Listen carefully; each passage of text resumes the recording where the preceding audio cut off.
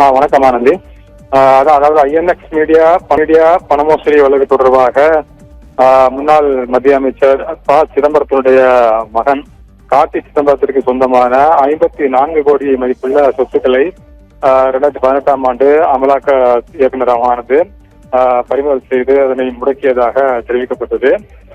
அதுல கொடைக்கானல் இருக்கக்கூடிய விவசாயிகள் எல்லாம், அதுபோல ஊட்டியில் 2 பங்களாக்கள், அதுபோல advantage strategic consulting private limited எனப்படக்கூடிய அந்த பெயரில் இருக்கக்கூடிய 90 லட்சம் மதிப்புள்ள ஒரு நிலையான வைப்பு தொகை, அதுபோல கார்த்தியின் பெயரில் 9.23 கோடி மதிப்புள்ள நிலையான வைப்பு தொகை என பல சொத்துக்கள், கிட்டத்தட்ட அதாவது 54 கோடி மதிப்புள்ள சொத்துக்களை அமலாக்கத்துறை முடக்கியதாக தப்பா போட்டு தகவலானது வெளியிடப்பட்டது.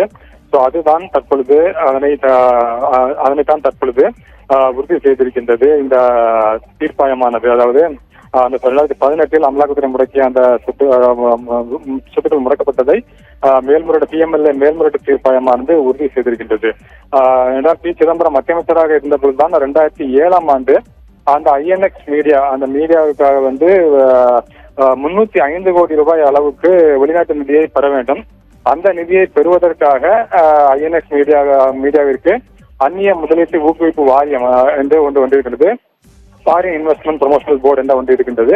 அதற்கு அனுமதி கொடுக்க வேண்டும். அந்த அனுமதியை அந்த 2007ஆம் ஆண்டு சிதம்பரத்தின் கட்டுப்பாட்டில் இருந்த அந்த SIBD எனப்படக்கூடிய அந்த ஊக்குவிப்பு வாரியமானது, அந்நிய முதலீட்டு ஊக்குவிப்பு வாரியமானது அனுமதி கொடுத்திருந்தது. அந்த 305 கோடி ரூபாயை ஐஎன்எக்ஸ் மீடியாவுக்கு வெளிநாட்டிலிருந்து கொண்டு வருவதற்காக. அதில் தான் முறைகேடு நடைபெற்றதாகத்தான் வழக்கு. அந்த வழக்கு தொடர்பாக தான் அது தொடர்ந்து இந்த வழக்கானது நிலுவையில் இருந்து கொண்டுதான் இருக்கின்றது.